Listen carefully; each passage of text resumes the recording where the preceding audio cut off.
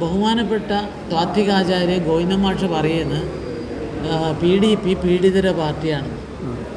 പിണറായിസത്തിൻ്റെ കാലത്തായതുകൊണ്ട് ഗോവിന്ദമാഷ് രക്ഷപ്പെട്ട്, മറിച്ച് അച്യുതാനന്ദ സഖാവിൻ്റെ കാലത്താണെങ്കിൽ ഗോവിന്ദമാഷ് ഈ പാർട്ടിയിൽ ഉണ്ടാവില്ല.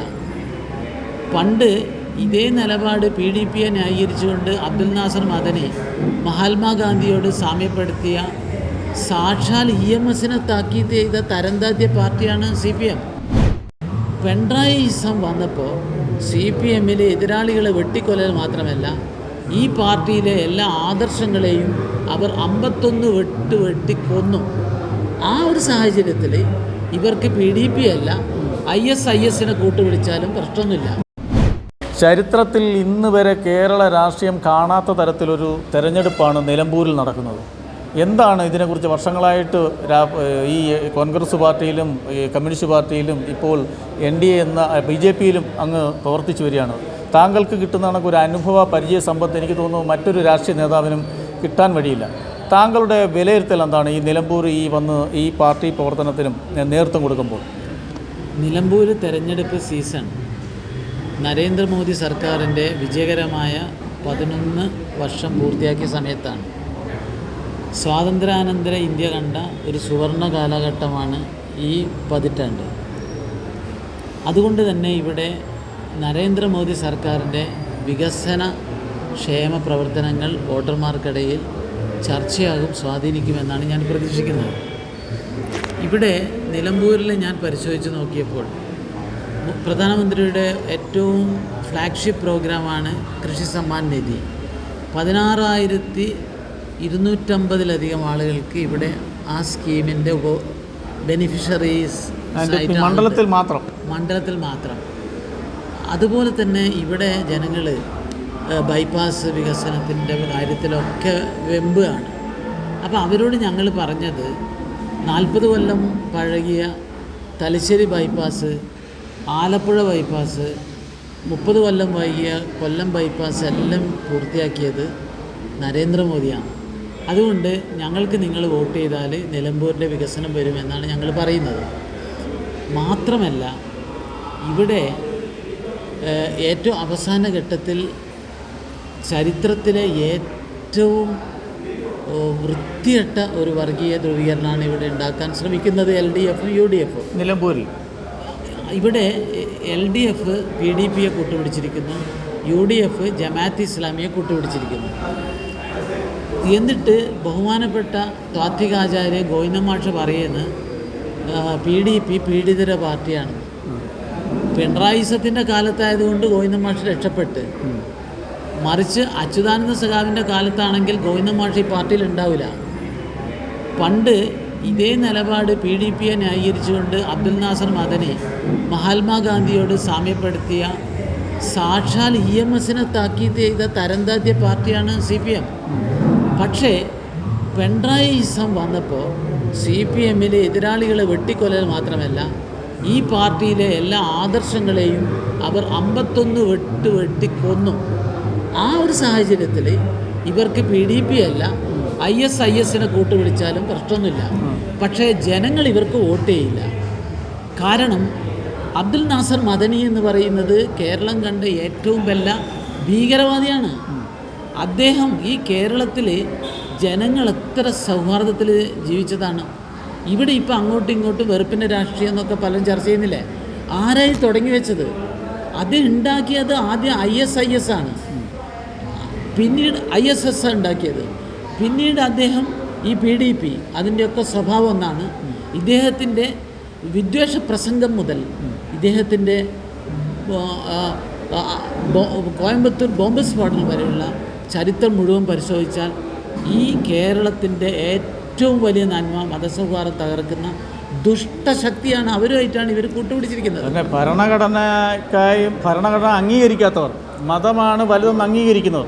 ഈ രണ്ട് മുന്നണികളും മത്സരിച്ച് ഓരോരുത്തരെ കൂട്ടുകൂട്ടിയാണല്ലോ. ഇപ്പോൾ ജമാഅത്ത് ഇസ്ലാമിയെ കൂട്ടുപിടിക്കുന്ന VD സതീശനോട് ഞാനെന്താ പറയേണ്ടത്? VD സതീശൻ, ഈ മണ്ണ് നിങ്ങൾക്കറിയില്ല. ഇത് ആര്യാട് മുഹമ്മദിൻ്റെ മണ്ണാണ്. അദ്ദേഹത്തെ ഇവിടുത്തെ ക്രൈസ്തവരും ആളുകളൊക്കെ ബഹുമാനിച്ചത് അദ്ദേഹത്തിൻ്റെ ഈ വർഗീയ വിരുദ്ധ നിലപാടും അദ്ദേഹത്തിൻ്റെ ഒരു സെക്കുലർ നിലപാടുമാണ്. അദ്ദേഹത്തിൻ്റെ ഒരു വൈറലായിട്ടുള്ള പ്രസംഗമുണ്ട് അവസാന ഘട്ടത്തിൽ. ഞാൻ ഹിന്ദു സംസ്കാരത്തിൻ്റെ സഹിഷ്ണുതയെ ബഹുമാനിക്കുന്ന ആളാണ്, എൻ്റെ ഉപ്പാപ്പാൻ്റെ ഉപ്പാപ്പ ഹിന്ദു ആണെന്ന് പറഞ്ഞാൽ അദ്ദേഹത്തിൻ്റെ പുത്രനാണ് ഈ ജമാഅത്തെ ഇസ്ലാമി. അവരെന്താ പറയുന്നത്? മുസ്ലിങ്ങളല്ലാത്തവരെല്ലാം കാഫറികളാണ്, അവരെ കൊന്നാൽ സ്വർഗം കിട്ടുമെന്ന് പറയുന്ന ഒരു ഭീകരവാദികളുമായിട്ട് ആര്യാടൻ ഷൗക്കത്ത് സഖ്യം ചേരുന്നത് ആര്യാടൻ മുഹമ്മദിൻ്റെ ആത്മാവ് പോലും പൊറുക്കാത്ത കാര്യമാണ്.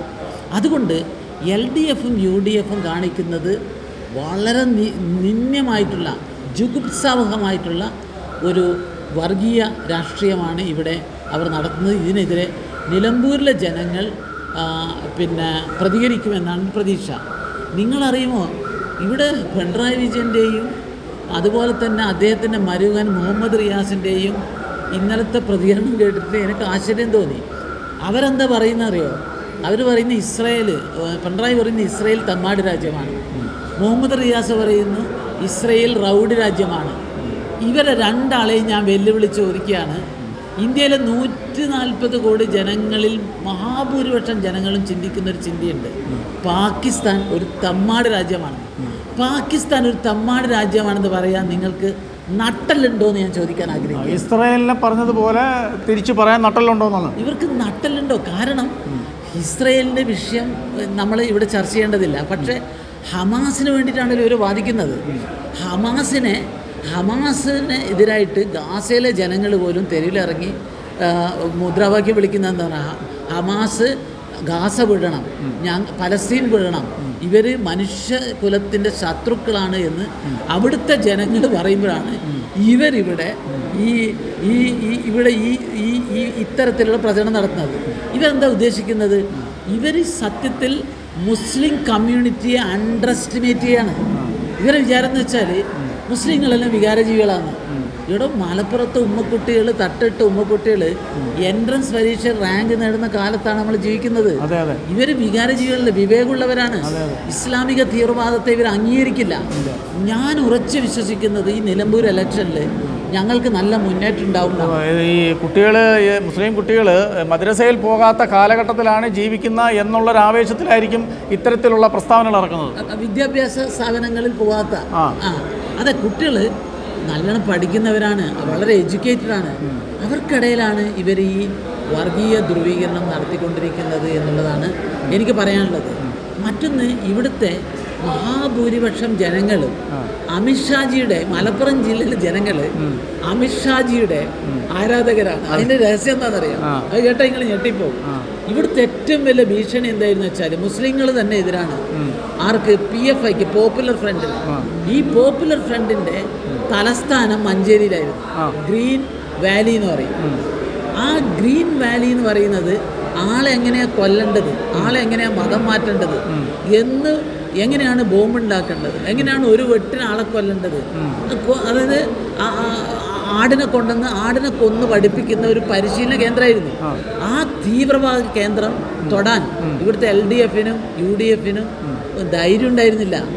ആ ധൈര്യം കാണിച്ച അമിത്ഷാജി മലപ്പുറത്തെ സാധാരണ ജനങ്ങൾ, ഉമ്മമാരുടെ മനസ്സിൽ പോലും, സമാധാനം ആഗ്രഹിക്കുന്ന സുന്നികളുടെ മനസ്സിൽ പോലും വലിയ ബഹുമാനാണ്. അതുകൊണ്ട് ഈ തീവ്രവാദികൾക്കെതിരെ ധീരമായ നിലപാടെടുക്കുന്ന ഇപ്പം PFIക്കാരെയൊക്കെ ഇടുന്ന് പൊക്കിയിട്ട് ഇവരെല്ലാ സ്വത്തുക്കളും അടച്ചു പൂട്ടിയിട്ട് അത് ജപ്തി ചെയ്തിട്ട് അവരെ നേതാക്കളെല്ലാം അങ്ങ് തിഹാർ ജയിലിൽ കൊണ്ട് അവർ ഗോതമ്പുണ്ട തിന്നുന്ന കാര്യം ആലോചിച്ചിട്ട് ഇവിടുത്തെ ആളുകൾ പോളിംഗ് ബൂത്തിലേക്ക് ചെന്നാൽ ഞങ്ങൾക്ക് നല്ലോണം വോട്ട് കിട്ടുമെന്നാണ് ഞാൻ പ്രതീക്ഷിക്കുന്നത്. തീർച്ചയായിട്ടും നല്ലൊരു വിജയപ്രതീക്ഷ തന്നെ, ചരിത്രത്തിൽ വളരെ മുന്നേറ്റമുണ്ടാക്കാനും ഒരു വിജയം തന്നെ പ്രതീക്ഷിച്ചുകൊണ്ടുള്ള ആത്മവിശ്വാസമാണ് BJPയുടെ ദേശീയ വൈസ് പ്രസിഡന്റ് കൂടിയായ ശ്രീ അബ്ദുള്ള കുട്ടി നമ്മളോടൊപ്പം പങ്കുവച്ചത്.